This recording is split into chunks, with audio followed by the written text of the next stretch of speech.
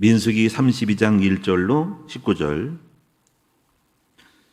차례신 줄 알고 제가 봉독하도록 하겠습니다. 250페이지 다 찾으셨죠?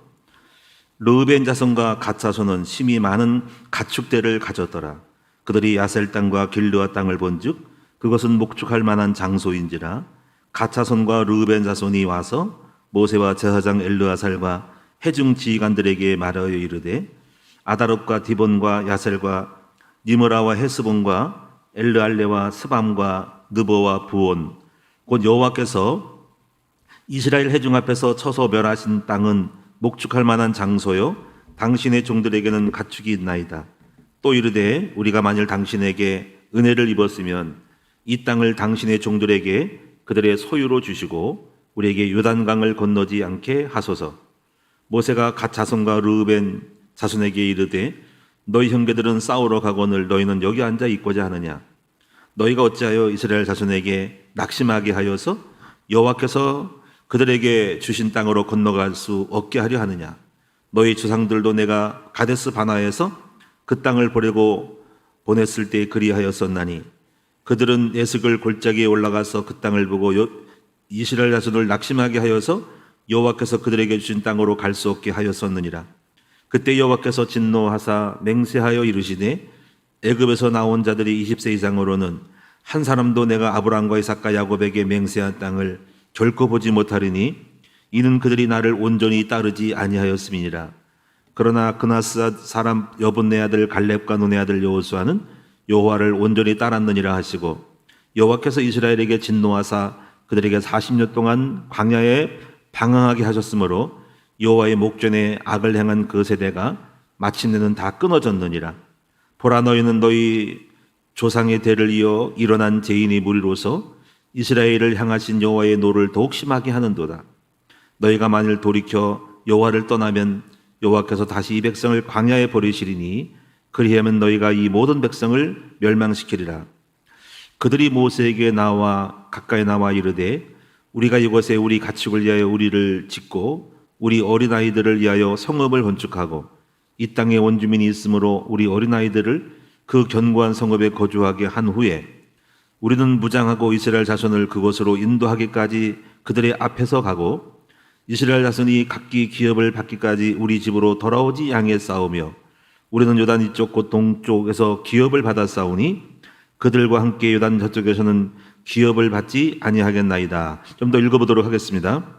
모세가 그들에게 이르되 너희가 만일 이 일을 행하여 무장하고 여호와 앞에서 가서 싸우되 너희가 다 무장하고 여호와 앞에서 요단을 건너가서 여호와께서 그의 원수를 자기 앞에 쫓아내시고 그 땅이 여호와 앞에 복종하게 하시기까지 싸우면 여호와 앞에서나 이스라엘 앞에서나 무지하여 돌아오겠고 이 땅은 여호와 앞에서 너희의 소유가 되리라마는 너희가 만일 그같이 아니하면 여호와께서 범죄함이니 여호와께 범죄함이니 너희 죄가 반드시 너희를 찾아낼 줄 알라.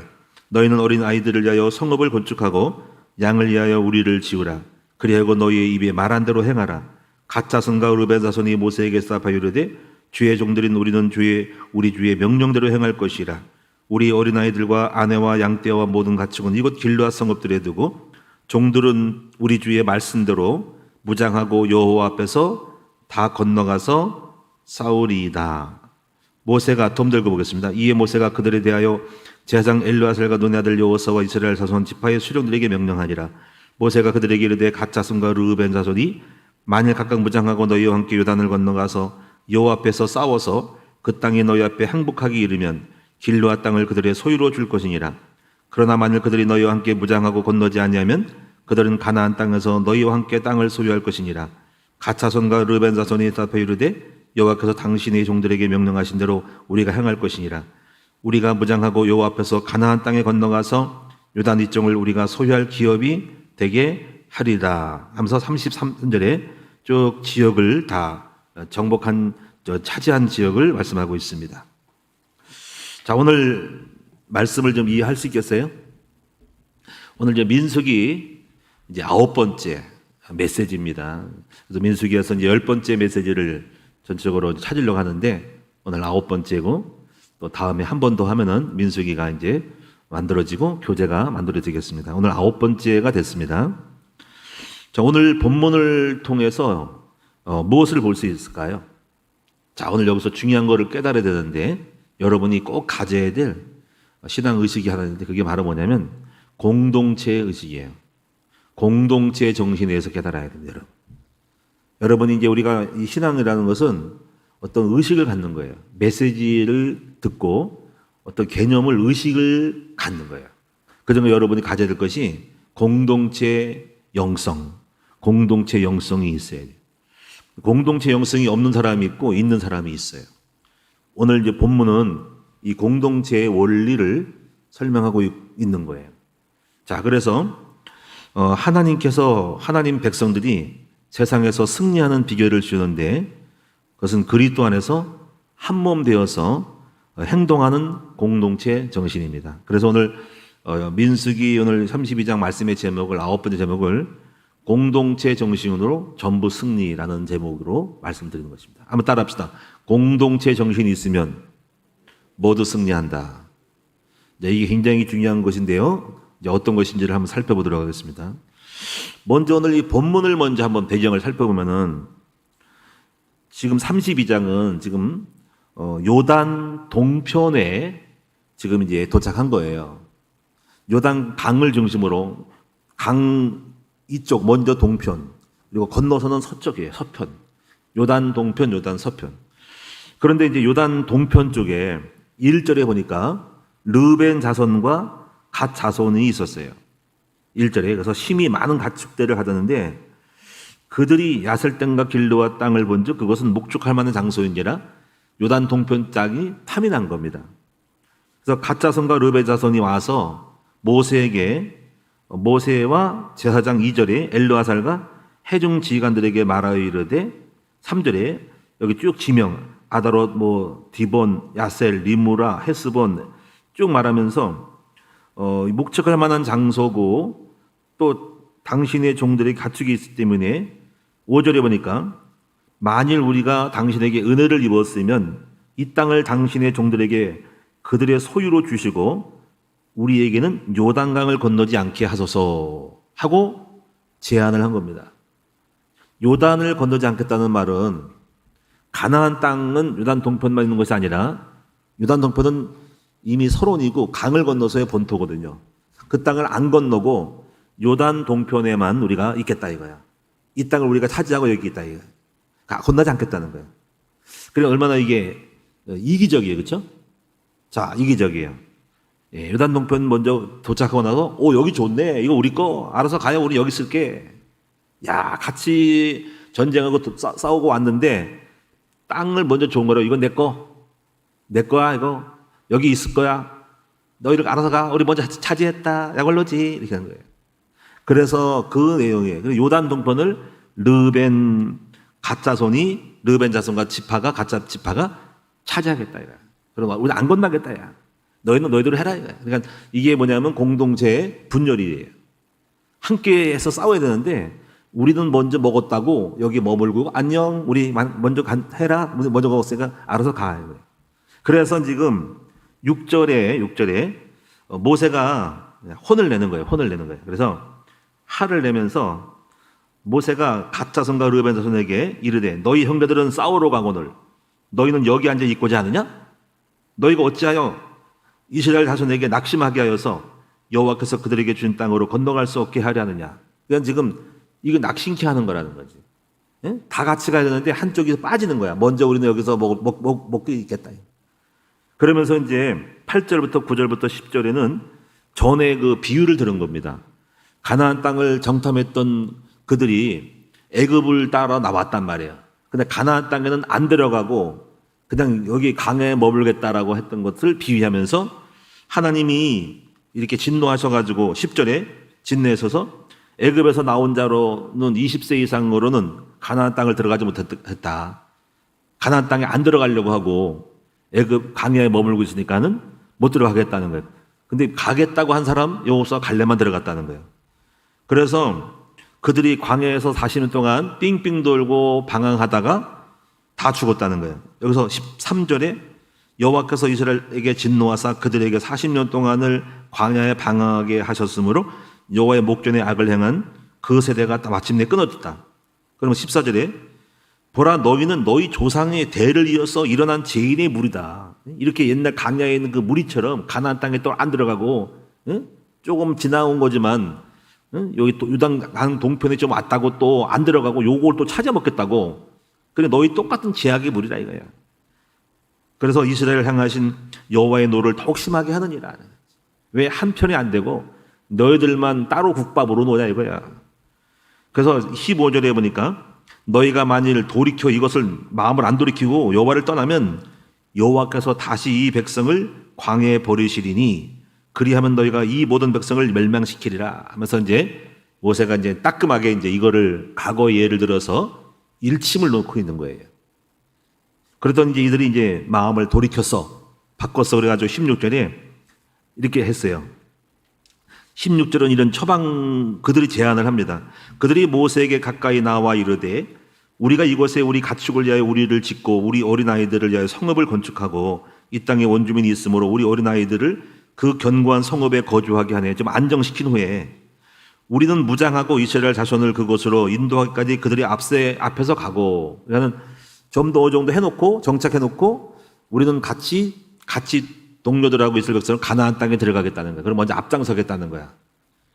그래서 18절에 이스라엘 자손이 각기 기업을 받기까지 우리 집으로 돌아오지 않겠으며 참여하는 것이 아니라 같이 동료했던 요단 서편 쪽에 있는 지파들이 다 땅을 차지하고 정복하기까지 우리는 완성하기까지 우리는 중간에 오지 않겠다.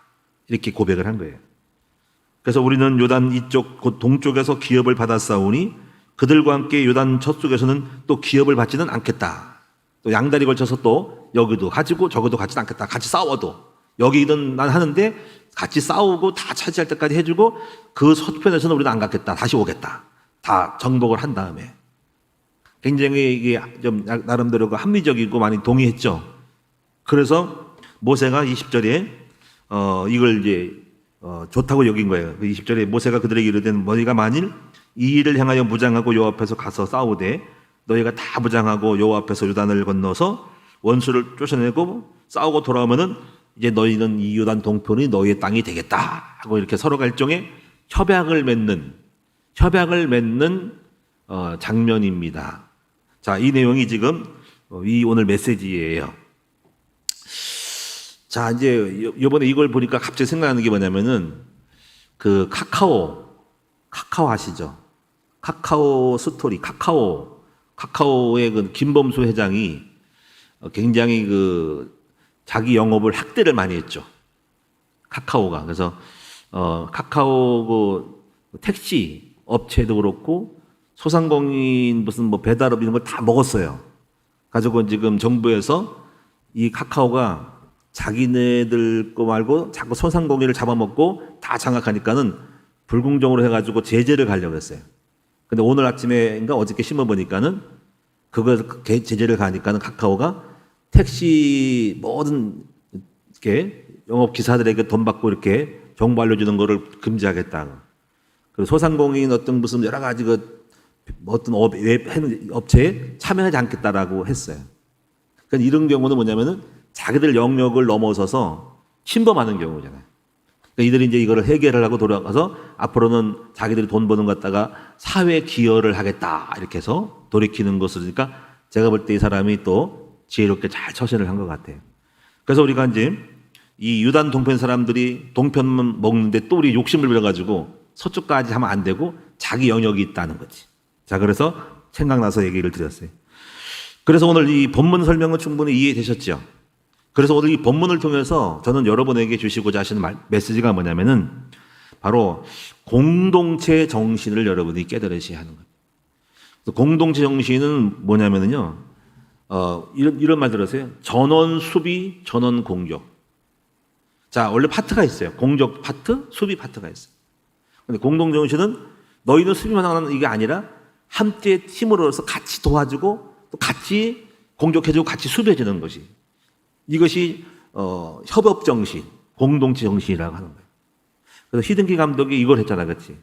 우리나라가 어디 그 4강인가 어디 갈 때 누구 나라랑 싸울 때 함께 같이 공격해주고 함께 수비해주는 것인지. 이게 지금 공동체로 가는 거지. 그래서 이제 우리가 이 공동체 정신을 잘 깨달은 민족이 하나 있어요. 그들이 바로 이스라엘 백성들이에요. 근데 약점과 단점이 있어요.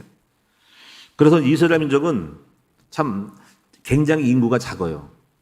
우리나라의 한 3분의 1밖에 안 돼요. 우리나라가 만약에 5,500, 6,000이 되면은 그들은 2천만밖에 안 되거든요. 한 3분의 절반은 안 되고 3분의 1하면 조금 더 오버되고 그래서 한 2천만 정도 되는 거죠. 그런데 이들이 이 떡에 이렇게 작은데도 불구하고 전 세계에서 굉장히 강력한 영향을 미치고 있는 것이죠. 그 왜 그럴까요? 이 작지만 매운 거예요. 공동체 정신이 강력해서 아주 그 일당백으로 뛰어난 실력들을 가지고 팀워크를 잘 가졌기 때문에 이들이 이스라엘 민족이 작지만 수십억을 갖고 있는 인구보다도 뛰어나게 전 세계적으로 아주 주각을 나타내는 것이죠. 그러니까 팀이 잘 이루어지면은요, 굉장히 강력한 팀을 이룬다라고 생각을 할 수 있어요. 그런데 이제 이 유대인의 단점이 뭐냐면요, 구약으로 머물고 있어요.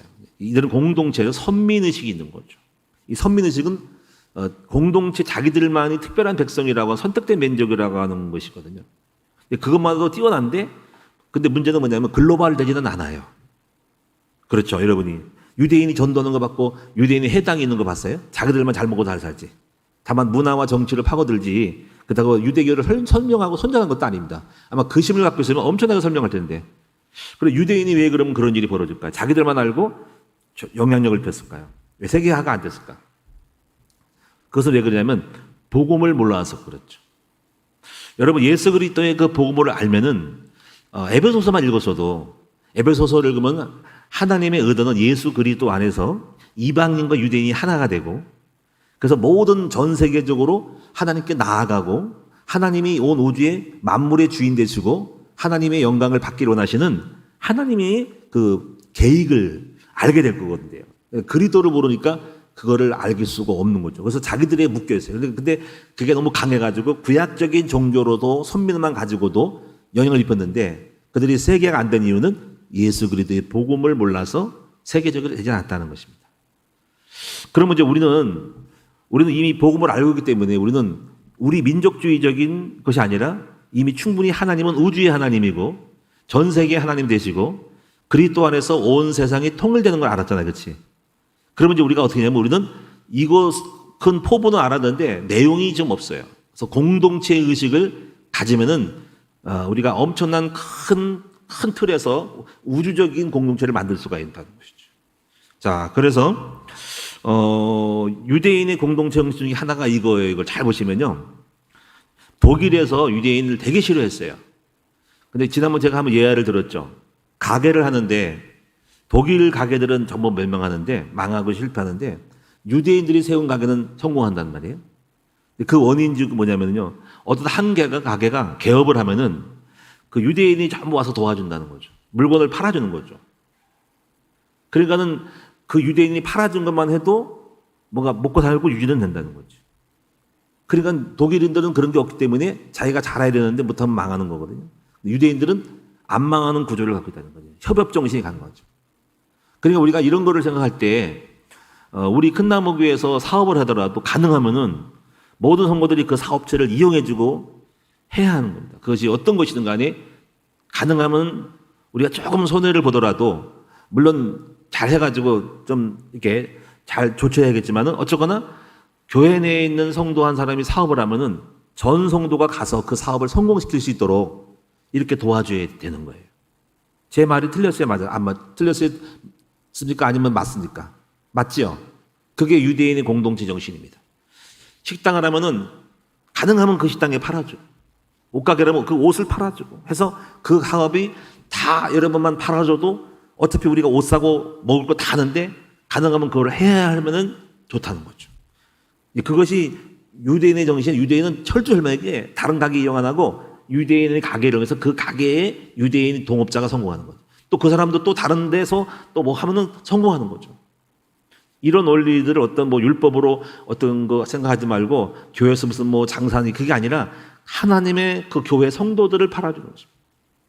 근데 문제는 뭐냐면 이제 이거 있잖아요, 우리가요. 교회 내에서 하는 거 말고 또 교회 밖에 있는 사람들 갖다가 이렇게 올려가지고 하는 거는 조금 뭐해요. 왜냐면 그들은 교회를 안 나올 사람인데요. 물론 없기 때문에 뭐 그거다 팔면 상관없겠지만은 누구 안을 통해 살지만은 무조건 먹는 것이 중요한 것이 아니라 중요한 것은 교회 내에 있는 성도들의 것을 하는 게 좋지.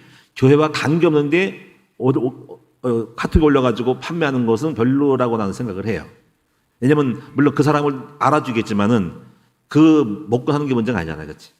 그래서 하여튼 간에 이런 정신을 알고 여러분이 교회 내에서 우리가 무슨 영업을 하고 있는 사람들을 도와줘야 한다. 이것이 유대인의 혈투철미한 협업 정신이고 공동체 의식이어서 자기네 팀을 망하게 하지 않는다는 겁니다. 이게 구약에도 있고 그래서 지파가 상실되지 않도록 한 지파가 심지어 우리가 민수기나 신명기를 보면은 나오잖아요.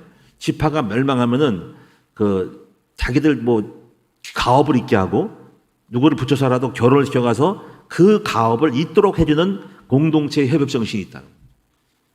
손해가 안 나도록 지파가 망하지 않도록 하는 것이죠. 자, 그런 의미를 가지시고요. 자, 그래서 세 번째 부분은 이제 사단에 있어서 공동체에 있어서 생각을 해볼 게 뭐냐면 사단의 공격과 전략은 뭐냐면요. 두 가지. 첫째는 개인적으로 보면은 사단은 우리 모든 크리스찬들이 공동체를 갖기를 원하지 않다는 거죠. 그거는 뭐냐면 개인주의를 만드는 거죠. 이 개인주의는 깨기가 딱 좋은 거예요. 개인주의는. 혼자서는 깨지만 둘이 있으면 못 깰 수 있거든요. 그래서 항상 마귀의 전략은 말세는 고통한 때가 이르는데 자기를 사랑한다는 거지. 자기 개인주의가 사탄의 큰 전략이고 나 혼자 사는 거, 나 홀로 하는 거 이것이 좋은 게 아니에요. 같이 둘이 있고 셋이 있고 넷이 있으면 못 깨는 거예요. 그래서 하여튼 사단의 전략은 혼자서 있게 한다.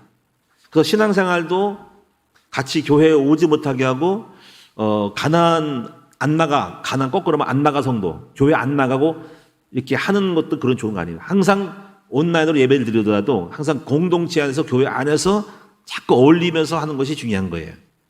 각계 전통은 오늘날 무너질 수가 있어요. 따로따로 국밥은 무너져요. 얘가 그런 이섭리 이야기 들었지만 사자가 세 마리 항소를 잡아먹고 싶은데 이들이 초식동물이라도 힘이 세고 뭉쳐있으면 함부로 할 수 없기 때문에 저놈들을 갈라놓을 생각을 해서 서로 이간질했다. 서로가 너가 누구는 잘난 척하더라. 우리 팀이 이기는 건 선도 때문에 서로 같이 양다리를 쳐가지고 얘기했더니 서로 미워가지고 싸우다가 서로 뿔뿔이 서서 서로 떨어져 있을 때 사자가 잡아먹었다는 얘기잖아. 사단은 이간질을 시켜서 하나가 안 되게 만드는 거죠. 그래서 우리가 큰 나무 공동체가 이제 우리가 이렇게 오프라인도 있지만 온라인으로 해주는 모든 분들은 하나가 되도록 만들어주는 구심점과 결집이 있어야 되는데 그 리더가 없어지면 다 사라져 버리는 거죠. 리더 하나에 따라서 그 구심체의 가지들이 꺾이는 거니까 그래서 이걸 얼마큼 최대한으로 여러분이 공동체 결집을 시킬 수 있느냐에 따라서 공동체 강건이 되는 것입니다. 그래서 그런 의미를 알아야 돼요. 그래서 잠언서 이제 보시면 사단은 근데 여기서 있죠. 사단은요 우리가 자신들은 또 공동체를 만들어요. 그 개인은 하나님 백성은 만들지 못하고 사단은 또 만들어내요. 대표적인 것이 이제 뭐냐면 여러분 깡패 집단을 보세요. 아니, 나쁜 거에서 깡패가 왜 우리가 무섭고 겁이 나냐면 혼자서는 아무것도 힘도 없어. 근데 떼거지로 몰려들어서 떼거지로 같이 와서 달려드니까 집단 행세를 하니까 그게 약간 겁이 나는 거지. 그래서 이 흑암 조직도 조직이 있다니까. 그래서 여러분이 이제 멕시코 같은 경우는 이 멕시코의 그 마피아 집단이 정부가 못 건들 정도로 미사일도 갖고 있다는 거지. 마약 팔아가지고 무기를 갖고 정부랑 싸우니까 정부 못 건들고 그냥 암암이 공존하고 양존하고 있는 거예요. 허락하면서 있는 거죠. 그래서 이렇게 신천지 같은 경우도 이걸 알고 떼거지로 이 사람들은 몰려들어요.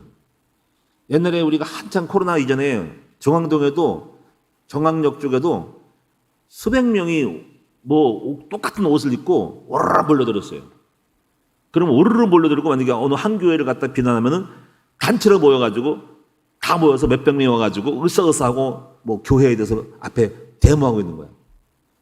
그들이 함께 뭉치니까 200~300명이 와가지고 1000명이 뭉쳐서 해봐야. 그리고 얼마나 그 세력이 막 밀려들어봐. 못 견디는 거야. 그러니까는 그렇게 그들은 집단화가 되어서 그걸 가시하고 있는 거야. 그래서 그걸 가시하기 위해서 집단 행사를 하고 어떤 모임도 그래서 하는 거예요. 그들도 신학원이 있거든요. 학교가 있거든요. 그러면 뭐 2,000명, 3,000명이 모여서 동시에 똑같은 옷을 입고, 똑같은 하얀 옷을 입고, 그리고 이제 이거를, 졸업식을 딱 하고, 이렇게 하는 거예요. 왜 그러냐면 그들이 집단 행사를 함으로 공동체 의식을 가지고 자부심을 갖게 하는 거예요. 그게 이제 그들이 하는 특징이 그래요. 일단 집회를 하는 거지.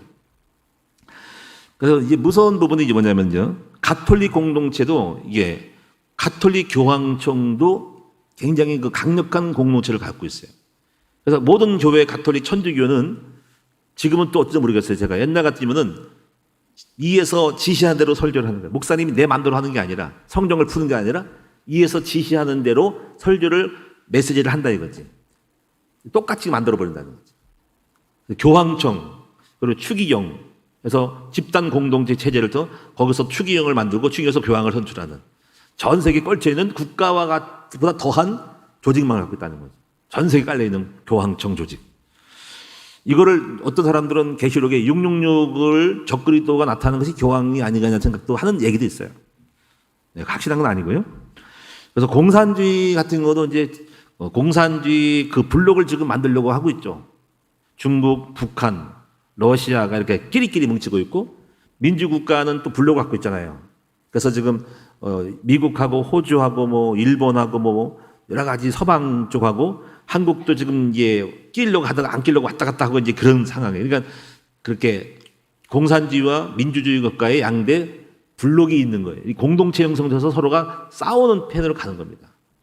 어쨌거나 지금 시대 보시면은요, 사탄은 개인적으로는 개인주의를 시켜서 각계 전투를 시켜서 각계 분화시켜서 깨우려고 그러고요. 자신들은 공동체를 만들어 집단 행사를 하고 있는 것입니다. 이 공동체를 아는 사람들은 굉장히 이게 무서운 거예요, 공동체가. 정치도 그렇잖아요, 정치도 지금. 지금 현재 갖고 있는 지금 여당의 공동체가 있어요. 그 집단이 있어서 자기들끼리 막 뭉치고 굉장히 강력하게 세력해서 다른 야당이 올라오지 못하도록 강력한 커뮤니티를 갖고 있는 거예요. 이걸, 근데 지금 조금 분열 조직이 일어나죠. 그래도 모르겠어요. 분열을 할 수 있어도, 여러 가지 싸우긴 하는데, 나름대로 어떤 그런 세력이 있단 말이죠. 전체적으로 큰 틀에서 뭉치는 거죠. 그래서 이런 공동체를 잘 써먹은 사람이 이제 정치 지도자들이에요. 예를 들면 이제 중국의 시진핑이라든가 북한 같은 경우도 자기의 통치력이 먹히지 않을 때, 안 먹혀, 지지도가 떨어질 때는 결집시키는 어떤 이벤트를 합니다. 그게 뭘까요? 그러면 확 뭉쳐요. 그래서 그렇게 예상을 하고 정치자들이 원래 예상하고 있습니다. 예를 들면 중국의 시진핑이 권력이 떨어지고 막 지금 독재가 일어나고 민주화가 돼서 막 일어나고 홍콩 문제, 대만 문제 일어나서 막 민주화돼서 막 자유에 대한 걸 오거든요. 그럼 자기가 인기가 좀 떨어지고 이기가 왔단 말이에요. 그럴 때 이 사람이 하는 게 있답니다. 꼭 정치인이 거의 비슷하대요. 그게 뭘까요? 어디다가 전쟁을 하나 터뜨리는 거야. 하나의 외부에다가 뭔가를 일부러 전쟁을 만들거나 국지전을 만들어가지고 그럼 국지전을 만들면은 자기의 어떤 떨어진 지지도가 확 갑자기 뭉쳐야 한다는 것 때문에 그 사람에 대한 나쁜 이미지는 절제치고 반발적으로 외부 세력에 대한 어떤 적대를 가지게 해서 이 사람 뭉친다는 거죠. 그래서 그걸 종종 이용한대요. 여러분들 그건 아시죠? 그래서 북한 같은 경우도 자기가 경제 실정과 많은 어려움일 때는 이걸 우리나라를 결정적으로 뭉치기 위해서는 폭탄 하나를 쏴가지고 어디다 한방 폭탄 떠들어가지고 이번 또 미사일 샀죠. 터뜨려가지고 거기서 막 분쟁했을 때 그 안에 있는 북한 사람이 확 묻히는 거. 이게 종종 쓰는 방법이라 이미 그거를 예상했던 많은 정치 국방 하는 사람들은 그런 걸 예상해서 저 사람들이 지금 이기가 왔는데 흔히 몇 월 달이 몇 개월이 몇 월 달이 이기다. 한번 터뜨릴 것 같은데 라는 예상을 하고 대비를 한답니다. 무슨 말인지 아시겠죠? 그게 정치인들이 뭉치기 하는 공동체로 뭉치기 하는 하나의 촉발된 이벤트를 하는 거라는 거죠. 그래서 그것도 벌써 그것도 예상하고 있어요. 그래서 저 중국 시진핑과 북한의 김정은이가 언제 어느 때 뭘 할 것인가. 자, 이게 전부 공동체를 갖고 있는 하나의 그 생각적인 생각들입니다. 이걸 아셔야 된다는 거죠. 자, 그래서 자, 네 번째 그럼 우리가요. 그건 그렇고 우리 성도는 이제부터 우리도 공동체를 만들어야 됩니다. 이미 하나님은 그 공동체를 원하시거든요. 자, 그래서 우리가 에베소서 4장 13절을 보면서 공동체의 원리 5가지를 말씀드리도록 하겠습니다. 이것이 마지막이에요. 자, 에베소서 4장 13절을 보겠습니다.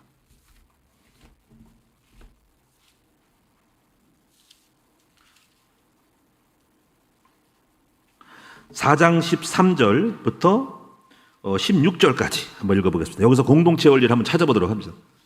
자, 다 같이 4장 13절에서 16절 다 같이 시작. 우리가 다 하나님의 아들을 믿는 것과 아는 일에 하나가 되어 온전한 사람을 이루어 그리스도의 장성한 분량이 충만한 데까지 이르리니 이는 우리가 이제부터 어린아이가 되지 아니하여 사람의 속임수와 간사한 유혹에 빠져 온갖 교훈의 풍조에 밀려 요동하지 않게 하려 함이라. 오직 사랑 안에서 참된 것을 하여 범사에 그에게까지 자랄지라. 그는 머리니 곧 그리스도라. 그에게서 온몸이 각마디를 통하여 도움을 받음으로 연결되고 결합되어 각 지체의 분량대로 역사하여 그 몸을 자라게 하며 사랑 안에서 스스로 세우느니라. 아멘. 성경을 읽어보면은 우리 예수님 하나님은 만물의 공동체를 이루시려고 그래요. 우주 공동체. 그래서 이 교회가 우주예요, 우주. 그러니까 하나님은 그리스도의 몸이라는 하나의 틀을 통해서 예수가 우주고 우주가 교회라는 거예요. 그래서 공동체를 글로벌적으로 세계적인 거예요. 유대인은 아니고요. 복음 모르니까. 그래서 여기서 보면은 어떤 것이 공동체 되냐면 첫째는 여기 13절이니까 하나님의 아들을 믿는 것과 아는 일에 하나가 되어 그랬죠. 이게 첫 번째 공동체 원리예요. 이게 바로 지식 공동체, 지식 공동체. 자, 우리가 이 큰나무 교회는 일종의 하나의 전 세계로 보면 지역 교회예요. 한국은 또 지역 교회예요. 국가 교회입니다. 한국 안에 또 각 팔도가 있고 다 도회에 따라 교회가 있어요. 또 도회는 또 각 시가 있고 시에는 또 지역 동마다 교회가 있어요. 근데 전부 다가 장로교, 감리교가 이렇게 하나 되잖아요. 그렇죠? 그러면 이제 이것이 뭐냐면 보통 장로교가 장로교 공동체가 되는 것이죠. 그리고 각각 총회가 있어요. 그러니까 아는 것과 믿는 것의 사상에 따라서 파가 달라지는 거예요. 그러나 공통적인 건 뭐냐면 우리는 예수 그리스도를 고백하니까 건전한 것은 한채 뭉치는 거죠. 그래서 가서 가장 중요한 것은 지식 공동체, 지식 공동체. 그러면 이제 여러분이 큰나무 교회는 큰나무 교회의 목사님이 알고 있는 지식으로 복음으로 서로 저도 알고 여러분이 아는 것만큼 수준이 맞춰져야 됩니다. 예? 그래서 우리는 제가 깨달은 복음, 여러분도 깨달아야 돼요. 제가 추구하는 가치, 여러분도 추구하는 가치가 있어야 돼요. 그럼 제가 앞으로 우리는 목자를 중요시, 평신도 목자를 중요하고 또 제자 훈련을 시키는 건 중요하죠. 그렇죠? 훈련을. 그러면 여러분이 우리 큰나무 공동체 모든 리더들과 여러분들은요, 나도 목자가 돼야 되고, 안 돼서 그렇지, 되려고 그러고, 그리고 목사님이 강조하는 그리스도 유일성, 예수만 강조하고, 그리고 훈련을 강조하고, 전부 현장을 살리시는 사람이 돼야 하는 것을 일치가 돼야 하는 것입니다. 그렇죠? 제가 알고 있는 에베소서를 여러분도 알아야 돼요. 그래서, 그럼 이렇게 서로가 지식 공동체가 되는 것은 어떻게 가능할까요? 강단의 메시지를 소통을 해야 돼요. 그래서 충분히 이해해야 되고, 또 소통해야 됩니다. 그리고 또 뭐가 되냐면은 훈련을 받으면서 거기서 그러니까 결국 강사들이 가르치는 훈련은 사실 목사님의 가르침과 성도들의 가르침을 일치시켜 나가는 일종의 포럼인 거예요. 여러분 포럼 아시죠? 포럼은 피드백을 하는 건데 그래서 이 일치하는 가장 중요한 작업은 서로 나누고 피드백을 하는 것이 가장 일치가 됩니다. 그래서 이 말씀 포럼과 말씀의 가르침으로 포럼함으로써 여러분 듣는 사람일수록 목사님의 비전, 전지학 때 복음, 목사님이 가르치는 복음, 그걸 중간에 우리 전도사님, 사모님이 가르치는 복음을 그걸 통해서 똑같이 일치가 됩니다. 근데 엉뚱한 걸 하면은 될까 안 될까요? 안 됐죠.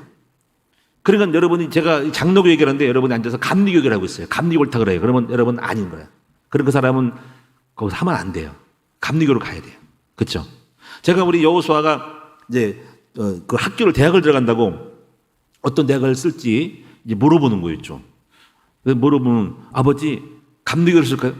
감리교를 왜 쓰냐? 감리교 쓰면 안 돼. 또 뭐 카톨릭대를 쓸까요? 야 너 신부 되려고 그래? 너 장가 안 가려고 그래? 야 너 장가 안 가는 거예요?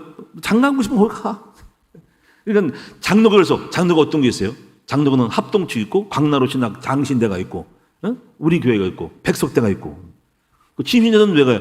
침례는 맞아서 가는 거예요. 같이 침례만 받는 것 세례랑 다르지 다른 똑같고 오히려 똑같은 거야. 가도 돼. 그래 우리 형들이 지금 증거잖아, 그렇지? 그래서 우리가 그렇게 감리교를 못 보내고 캐톨릭을 안 보내는 이유가 뭘까요? 거기서 캐톨릭 사상 가가지고 저한테 가서 카톨릭 교황청이 옳다고 말하면 되겠어요? 그냥 아는 것과 믿는 것이 하나가 돼야 하는 거죠. 그래서 오늘 여러분이 지금 신학원 공부하는 거, 전지학 공부하는 거 뭡니까? 지금 그걸 통해서 제가 백제만 성경을 말하고 있잖아. 그리고 그걸 하는 목적이 있어요. 목사님의 비전이 여러분 오는 사람이 전혀 몰라. 그러면 안 되는 겁니다. 그게 전략이 좀 어렵긴 해도 딱딱하긴 해도 필리적으로 가르쳐야 됩니다. 목사님의 전략, 목사님의 행정, 목사님의 방침, 목사님의 뭘 추구하는지, 목사님의 학교를 추구하거든요. 그 여러분도 학교를 추구해야 되는 거예요. 큰 나무기 온 사람은 그걸 말해야 하는 거예요. 그걸 말 않고 있으면 우리는 하나가 안 되는 겁니다.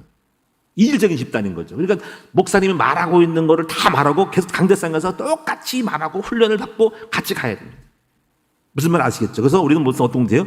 지식 공동체. 이게 안 맞으면 어느 날 갈라지게 되고 자기들이 앉는 대로 가는 것입니다. 그래서 우리 교회에 오는 사람이 있어요. 그 사람은 영이 달라요. 그래서 그 사람은 무슨 신비, 감동. 그러니까 그 사람이 우리 교회 일치하면 우리가 끌려갈 수 없죠. 큰 틀이 왜 끌려갑니까? 개인에게. 그리고 일적으로 맞춰야 되는데 이 사람이 못 맞히니까 결국 가는 거죠. 그럼 거기서 맞춰 가야 돼요. 영이 틀리니까. 그래서 우리가 지식과 아는 것과 믿는 것이 일치된 지식 공동체 되라는 거지. 자, 두 번째가 뭘까요? 두 번째는 여기서 사역자의 기도 공동체가 되어야 됩니다. 여기 중요한 건 뭐냐면 16절에 보면 이렇게 나와 있어요. 16절에 보시면요. 온몸이 각마디를 통하여 도움을 받음으로 연결되고 결합되어. 그래서 각마디가 중요한 각마디. 그럼 우리 큰 나무 교회의 각마디가 뭐예요? 지금 여러분 마디가 있죠? 여기 팔, 어깨가 마디예요. 몸통과 팔을 연결하는 마디가 있어요. 무릎, 고관절, 다리 쪽하고 몸통과 연결되는 고관절이 있어요. 또 다리는 무릎 관절을 통해서 마디를 통해 연결돼요. 마디. 그러면 큰 나무교의 마디가 뭐예요? 큰 나무교의 마디는 교구하고 목장이 마디예요.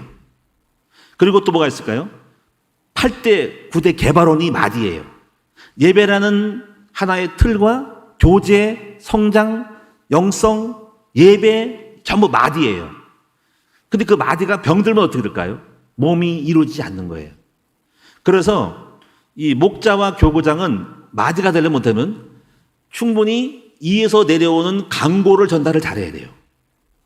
목사님이 말하고 오는 강고를 교구에서 충분히 제대로 듣고 전달하고 그리고 수용해서 오고 또 그 교구는 큰 마디이기 때문에 큰 말이 작은 말인 목장은 교구장을 통해서 오는 마디를 잘 전달해서 연결해서 저 말초까지 이 피가 온 동맥에서 정맥에서 흘러서 말초까지 가느다란 피혈관까지 전달되게 만들어서 온몸이 연결되고 있는 거예요. 이 몸은 하나예요. 그래서 교구장과 목자가 뭘 중요시하게 돼요?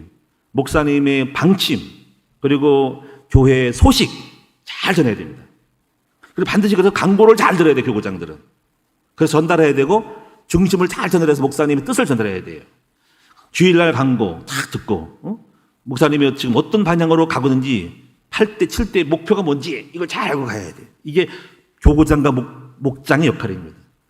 근데 그 역할을 못해요. 전달 안 하면 그 마디는 죽어와서 혈액순환이 안 돼가지고 죽어서 오늘날 도태되고 나중에 공동체 몸하고 떨어져서 분리돼가지고 탈락해가지고 교회를 떠나게 되는 것입니다. 그래서 항상 흐름이 같이 가는 역할을 하는 것이 목자와 교구장 역할이다. 이걸 못하게 되면 그 지체는 죽어버립니다. 자, 그래서 세 번째는요. 그래서 여기서 기도가 뭐냐면요. 기도는 연결하는 고리예요. 여러분, 기도를 하는 걸 통해서 사역자는 꼭 기도를 해야 됩니다. 그러면 목사님에서 기도하는 것은 이로 연결되고 한 교구장과 목자가 자기 성도들로 다 이름을 부를 때 그 흐름이 기도를 통해서 하나가 되는 것입니다. 기도 영역만큼 우리가 기도할 때 필리핀을 놓고 기도해요. 야마다 전사를 놓고 기도해요. 양임중 놓고 기도해요. 김종실 목사를 놓고 기도해요. 박순환 놓고서 기도해요. 미국에 있는 최미경 전사 놓고 기도해요. 대구 놓고 기도합니다. 어디 한빛 안가입니까? 안가를 밝은 안가를 놓고 기도합니다. 그럼 지금 기도하는 그 자체가 뭡니까? 그 사람들하고 우리가 지금 연결되고 있다는 거예요. 기도라는 것은 같이 기도를 통해서 영이 하나가 되어지고 묶여지는 통신망을 연결시키는 거예요. 이게 목자의 기도입니다. 그래서 반드시 교구장과 목자는 자기가 영역을 만큼 많이 포괄적으로 모든 사람을 이름을 한 번 부르더라도 그 이름을 짚고 넘어가야 됩니다. 그럼 장로님이 어떤 거예요? 장로님은요, 새벽마다 나와가지고 전 성도를 놓고 다 기도를 해야 돼요. 전 성도를 놓고 다 지금 여러분 한 분 한 분은 새벽마다 이름을 다 보시면서 다 기도를 하고 있어요. 그리고 목장, 장로님 이름 다 불러가고 있고, 전사를 다 부르고, 교구장 이름 다 불러가고 있고, 그리고 또 이제 다 성도들을 놓고 다 기도하는 거예요. 그러면 이게 뭐냐면 전체가 하나가 아우러지는 거예요. 이게서 사역자의 그 기도는 연결하는 거라는 거죠. 연결하는 통신망을, 신경망을 깔고 있는 거래요. 기도는 사역자의 공동체의 연결망이니까 신경망인 거예요. 그러면 사역자 기도를 안 하면은 연결고리, 신경이 끊어지는 것입니다. 기도는 멀리 통하는 거예요. 저 미국에서 통하는 겁니다. 자, 세 번째는요. 오늘 여기 본문에 보면 이렇게 나와 있어요. 여기 16절에 보니까 그에게서 온 놈이 각 마디를 통하여 도움을 받음으로 연결되고 결합되어 각 지체의 분량대로 역사하여, 도움을 받고 분량, 지체의 분량대로 역사하는 거 뭐냐면, 이게 공동체는 서로가 섬김으로 이루어지는 공동체라는 거예요. 연결되는데 서로 연결뿐 아니라 섬김으로. 자, 팔은 몸뚱아리를 섬기고 입을 여행에 섬겨요. 숟가락을 들고 몸으로 입을 집어넣어요. 다리는 몸을 이끌어가요. 이끌어가고, 그리고 여러분이요, 우리가 또 음식은 봉급을 줘가지고 다리에 힘을 줘서 서로가 상호 연결 섬김으로 온몸이 움직이는 거예요. 그래서 모든 공동체는 어떻게 될까요? 서로 자기의 지체의 분량대로, 은사대로 각 역할을 하고 섬겨요. 오늘 여러분 수요 찬양팀이 아름답죠, 그렇죠? 참 은혜를 많이 받는데요. 이들은 꼭 수요일마다 나오셔가지고 찬양으로 공동체를 향해 섬기고 있어요. 그렇죠? 오늘 예배위원은 예배로 섬기고 있어요. 주차에는 차량으로 섬기고 있고, 저는 오늘 설교로 섬기고 있어요. 각각 자기 지체의 분량대로 역사하여 온몸의 공동체를 서로 섬기는 거예요. 그럼 여러분도 섬겨야 됩니다. 오늘 여러분 예배 끝나면 어떤 분은 청소를 할 것입니다. 어떤 분은 화장실 청소를 할 것입니다. 어떤 분은 카페에 가서 움직일 것입니다. 어떤 분은 행정 가서 움직일 것입니다. 각각 역할을 해서 자기 분량대로 역사해서 온 몸을 한 몸으로 돌아가게 만드는 것입니다. 그래서 이 공동체는 상호 섬김 공동체라 그런 것입니다. 네 번째 공동체는 여기 또 보시면요, 그 몸을 16절에 자라게 하여. 자란 성장이죠. 이거는 교회는 항상 사명과 비전을 가지고 목표를 향해 달려가는 공동체라는 거예요. 그래서 사명과 비전 공동체. 그래서 우리 큰 비전은 하나님 나라의 영광, 하나님을 영광 돌리고 하나님 나라 회복하는 거예요. 그리고 우리 교회 비전을 주셨죠. 이 비전이 여러분의 것이 되어야 됩니다. 목사 혼자서 떠드는 것이 아니라 우리 전 성도가 우리 큰 나무라는 비전, 공동체에 주신 비전이 있는데, 그게 바로 뭡니까? 백천만 비전인 것입니다. 이걸 함께 이루는 것입니다. 자, 그래서 마지막 다섯 번째는요, 마지막 하나는 뭐냐면요, 여기 16절의 하반절에 있어요. 뭘까요? 그 몸을 자라게 하며 사랑 안에서 스스로 세우느니라. 다시 말하면 사랑의 공동체라는 거죠. 자, 여러분, 사랑의 공동체. 사실 우리 그 부부도 결혼하는 것도, 우리 사모랑 저랑 사는 것도 가만히 보면 사랑이 없으면 벌써 깨어졌을 거예요. 그래서 항상 이 교회도 왜 사랑이라는 말을 썼냐면 사랑으로 공동체가 세워지는 거죠. 그럼 사랑이 어떤 거예요? 고린도전서 13장에 여러분 4절과 5절에 보니까는 4절부터 7절 보니까는 15가지의 사랑의 요소를 갖고 있어야 돼요. 15가지 해보니까. 자, 어떤 걸까요? 가만히 보면 이것이 있었기 때문에 우리 교회 부부가 유지되고 우리 큰 나무가 유지될 수 있는 거예요. 어떤 걸까요? 자, 오래 참고. 자, 여러분, 공동체는 오래 참아야 되고 참지 못할 일이 있는 거죠. 그래서 참아야 돼. 공동체 서로 살다 보면 못 참겠어. 근데 참는 것이 있어야 돼. 또 온유해야 돼. 성질을 부리면 안 되지.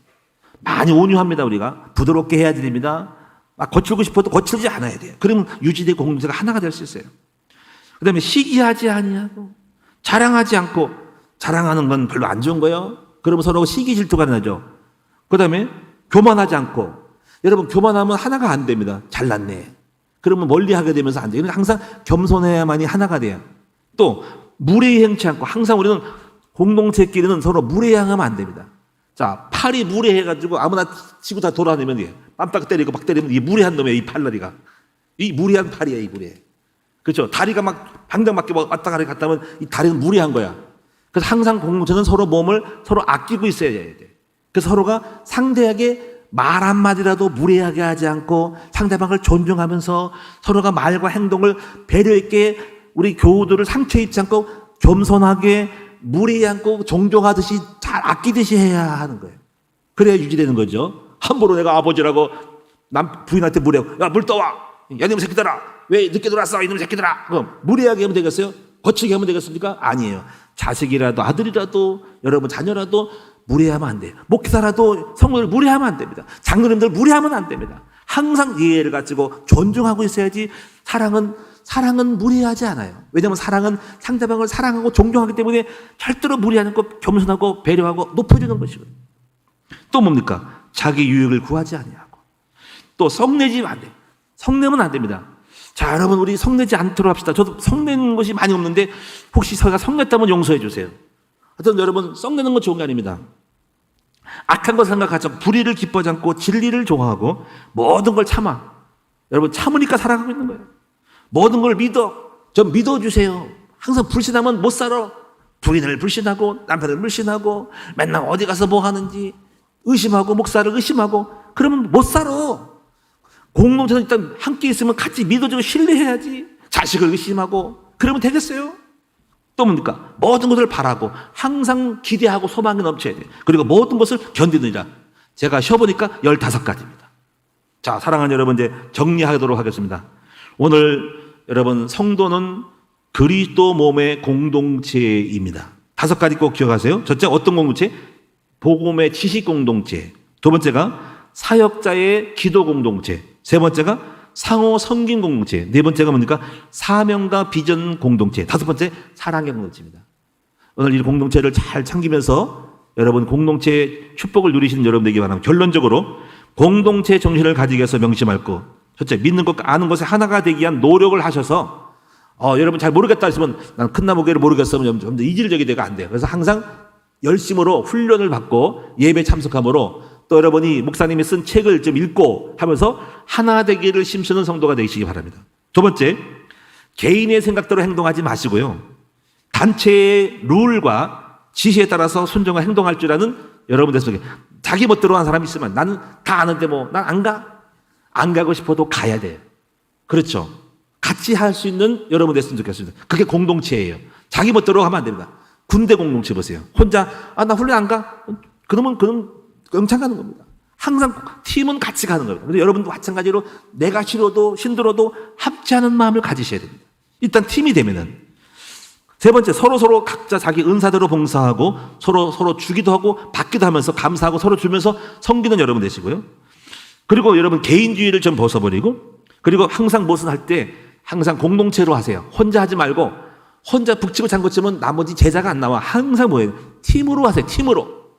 항상 혼자 하지 말고 같이 팀으로 해서 내가 사라져도 그 사람이 다른 거를 당하면 유지할 수 있도록 항상 팀 사역을 해요. 할렐루야. 여러분 이 공동체 정신으로 함께 뭉치면 흑암을 꺾을 수 있어요. 우리가 여러분이 앞으로 교회를 건축하고 학교를 세우는 것도 혼자 절대로 못합니다. 같이 여러분이 지금 실시간을 모아서 벌써 젊은 교회 지금 봉사하는 거 성교 헌금도 많이 들어왔잖아요. 지금 벌써 7천 8천이 되잖아, 그렇지? 지난번에 건축가 좀 썼지만은 여러분이 그 부분을 뭉치면 또 우리가 큰일 날 수 있어요. 굉장히 공동체가 중요한 겁니다. 여러분 뭐든지 함께 참여하고 함께 헌신하고 함께 헌금하고 작은 거라도 같이 뭉치는 것이 돼야 돼. 근데 여러분도 그렇게 잘하고 있어요. 너무 감사해요. 우리 함께 승리하기를 주님의 이름으로 축원합니다. 기도하겠습니다. 살아계신 아버지 하나님, 아버지 이스라엘 민족은 서로 요단 동편에서 서로 각계 전투하려다가 모세의 책망을 받고 함께 싸워서 요단 서편도 정복하고 서로 나중에 분배를 했습니다. 우리가 모든 큰 나무교회 성도들이 공동체 정신을 갖게 해 주셔서 이 의식이 없이 내 멋대로 개인주의로 하지 않게 하시고 아버지 아는 것에 하나가 되고 서로 섬김으로 은사를 가지고 봉사함으로 몸을 세우기를 원하고 목사님이 비전과 교회의 비전을 함께 나누고 그 비전이 나의 비전이 되기를 원하고 그리고 무엇보다 사랑으로 하나가 될 수 있도록 만들어 주셔서 우리 큰나무교회가 큰 힘을 발휘하는 단체가 되고 팀이 되어서 어떤 큰 문제도 해결할 수 있는, 큰 일을 이룰 수 있는, 역사를 이룰 수 있는 강력한 파워를 갖고 있는 공동체가 되게 하여 주시옵소서. 공동체 정신을 몰라가지고 개인주의 하지 말게 하시고 함께 가는 법을 배울 수 있는 공동체